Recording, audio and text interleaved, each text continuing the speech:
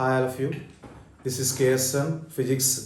Now we want to discuss about collisions. What are the types of collisions and equations for the final velocities of two colliding bodies participate in one-dimensional elastic collision. Okay. This is the important question from the lesson 6th. అంటే అభిఘాతం అంటే ఏంటి, అభిఘాతంలో రకాలేంటి, next ఏకమితీయ స్థితిస్థాపక అభిఘాతంలో అభిఘాతం చెందే రెండు వస్తువుల యొక్క తుది వేగాలకి సమీకరణాన్ని ఉత్పాదించడం. ఓకేనా. So first of all collision. What is collision? Due to the physical interaction between two or more bodies there is a change in their momentum. The phenomenon is called as collision. అంటే ఏమైనా రెండు లేదా అంతకంటే ఎక్కువ వస్తువులు పరస్పర అన్యోన్య చర్య చెందినప్పుడు వాటి మధ్య కొంత రేఖీయ ద్రవ్యవేగం అనేది పరస్పరం మార్పిడి జరుగుతుంది. అటువంటి దృగ్విషయాన్ని మనం అభిఘాతము అని చెప్పి చెప్తారు. ఓకేనా.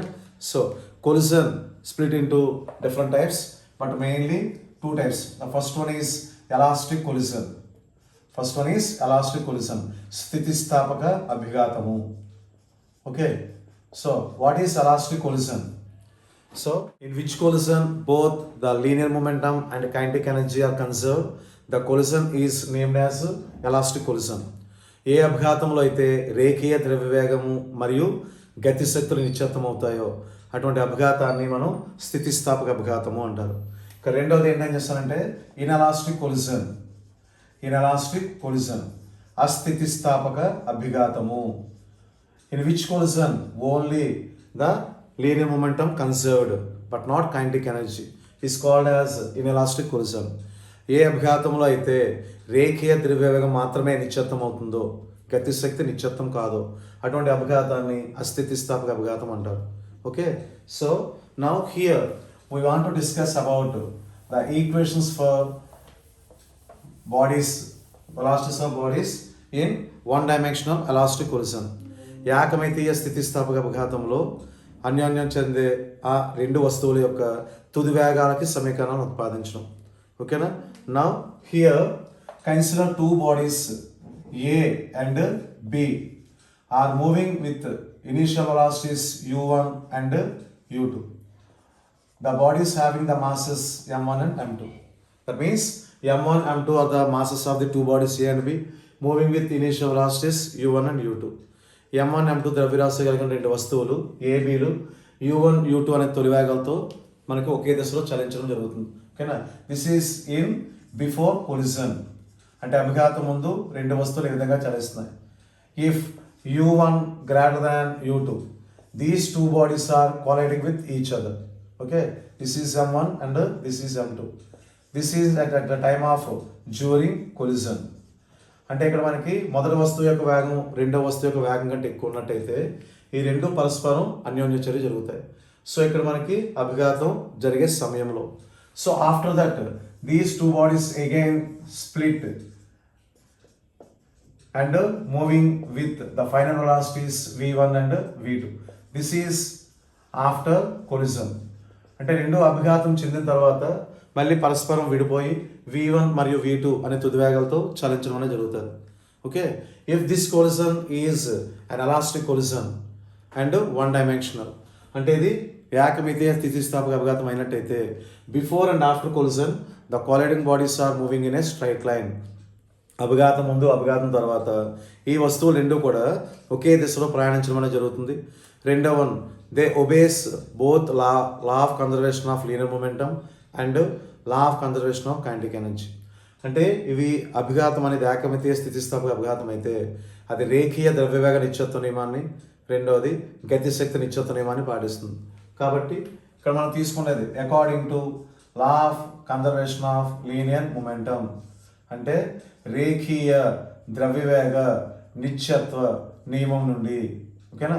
రేఖీయ ద్రవ్యవేగ నిశ్చత్వ నియమం నుండి ఏం రాసుకోవచ్చు అంటే total linear momentum before collision is equal to total linear momentum after collision. అభిఘాతం ముందు మొత్తం ద్రవ్యవేగం is equal to అభిఘాతం తర్వాత మొత్తం ద్రవ్యవేగం. ఈ రెండు వస్తువులు ఢీకొనే ముందు వాటి యొక్క మొత్తం ద్రవ్యవేగం is equal to ఢీకొన్న తర్వాత రెండు విడిపోయినాయి కదా, విడిపోయాక వాటి యొక్క మొత్తం ద్రవ్యవేగం. ఓకేనా. సో ఇక్కడ మొత్తం ద్రవ్యవేగం అంటే ద్రవ్యరాశి ఇంటూ వేగాల లబ్ధాన్ని ద్రవ్యవేగం అంటారు. Product of mass and velocity is momentum. కాబట్టి ఇక్కడ ఏం రాస్తామంటే m1u1 plus m2u2 is equal to, ఇక్కడ ఏం రాస్తామంటే m1v1 ప్లస్ m2v2 అని చెప్తాను. ఇప్పుడు ఇందులో మనకి v1 ఇటువైపు తీసుకురండి, అంటే m1v1 ఇటువైపు తీసుకురండి, అంటే 1లన్నీ ఒకవైపు 2లన్నీ ఒకవైపు. సో అలా రాస్తే ఇక్కడ ఏమవుతుంది m1u1 మైనస్ m1v1 అని. సో దీన్ని ఇటువైపు తీసుకెళ్ళండి, అంటే 2లన్నీ ఒకవైపు కాబట్టి m2v2 మైనస్ m2u2. ఈ రెండింటిలో చూడండి m1 కామన్ ఉంది కాబట్టి m1 కామన్ తీసాము, u1 మైనస్ v1 మిగిలింది.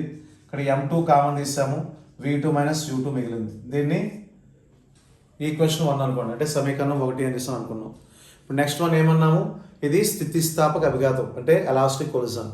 So it obese and the kinetic energy, అంటే మనం తీసుకున్న ఇక్కడ ఈ గతిశక్తి కూడా నిత్యత్వం అవ్వడం అనేది జరుగుతుంది. ఓకేనా, అంటే అది కూడా కన్సర్వ్ అవుతుంది కాబట్టి మళ్ళీ ఏం రాస్తామంటే according to law of conservation of kinetic energy, అంటే గతిశక్తి నిత్యత్వ నియమం నుండి, గతిశక్తి నిత్యత్వ నియమం నుండి.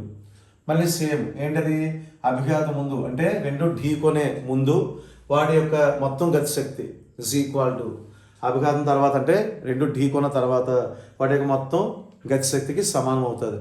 అంటే before collision the total kinetic energy is equal to after collision total kinetic energy. అదే రాసుకుంటాం, total kinetic energy before collision is equal to total kinetic energy after collision. ఢీకొనే ముందు గతిశక్తులు మొత్తము ఇస్ ఈక్వల్ టు ఢీకొన్న తర్వాత, అంటే విడిపోయాయి కదా అప్పుడు గతిశక్తులు మొత్తం.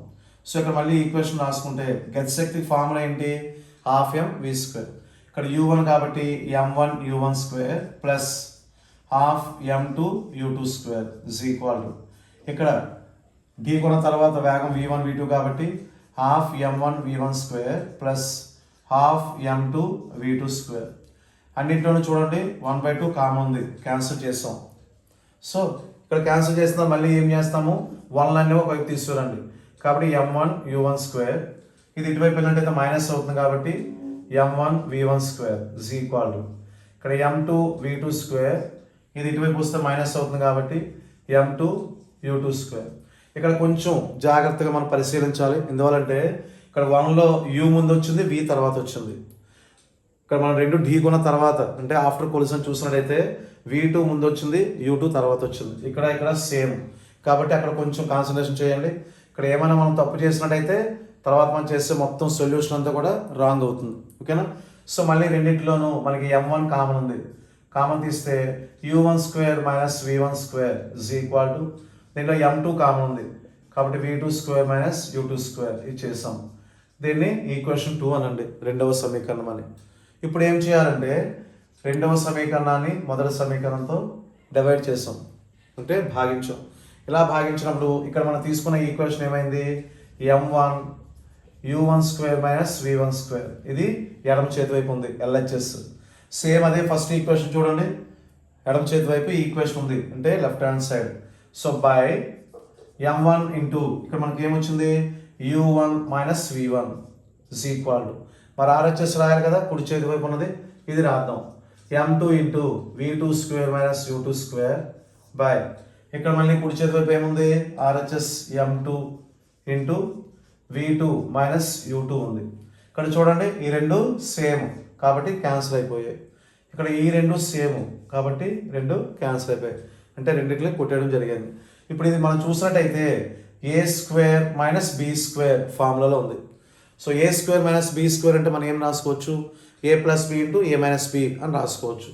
సో దాన్ని అలా రాసినట్టయితే u1 plus v1 into u1 minus v1 అవుతుంది బై, ఇక్కడ ఉన్న వాల్యూ ఎంత u1 మైనస్ v1 అని చేస్తాను ఇస్ ఈక్వల్. దీన్ని అలా రాసుకున్నట్టయితే v2 plus u2 into v2 minus u2 by, మళ్ళీ క్రింద ఉంది హారంలో v2 మైనస్ u2 అని ఉంది.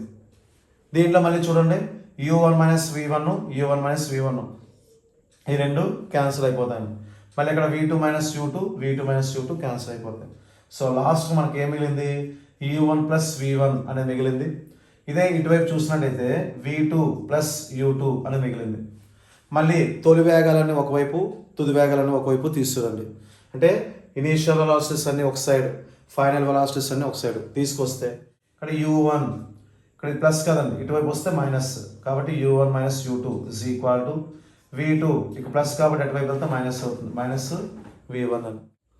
సో దీన్ని బట్టి మనం ఏం చెప్పొచ్చు అంటే ఇక్కడ మనం తీసుకున్న u1 u2 అనేవి ఏంటి, తొలి వేగాలు అంటే ఇనీషియల్ వెలాసిటీస్.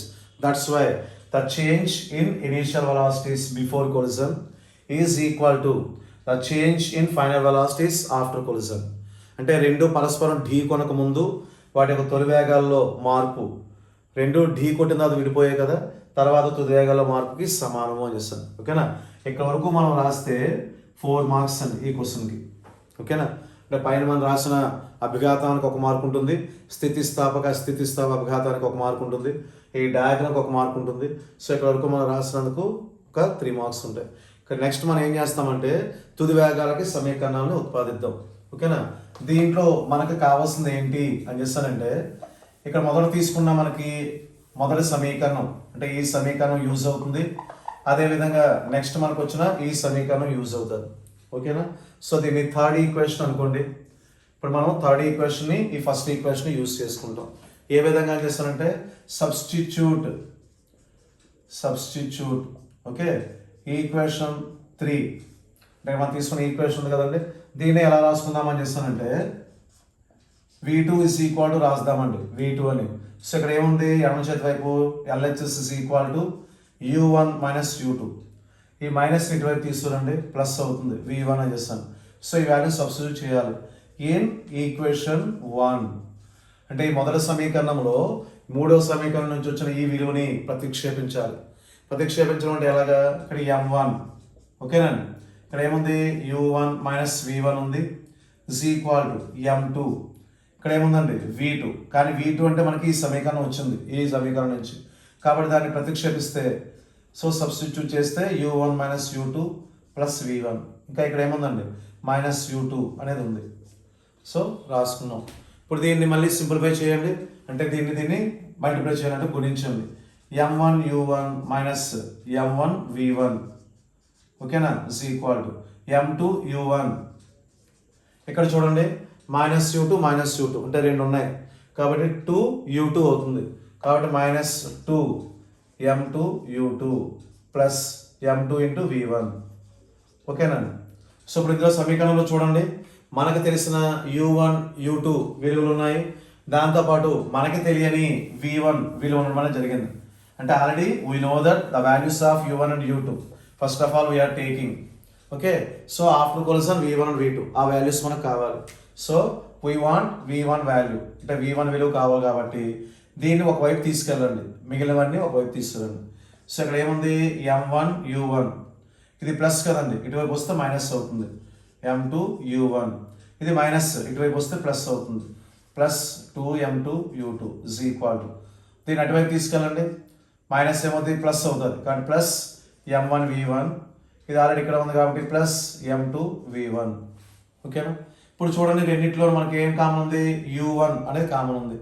సో దీన్ని కామన్ తీస్తే m1 minus m2 into u1 plus ఇక్కడ ఏముందండి 2m2 u2 is equal to, రెండింటిలో అబ్జర్వ్ చేయండి v1 అనేది కామన్ ఉంది కాబట్టి m1 plus m2 into v1.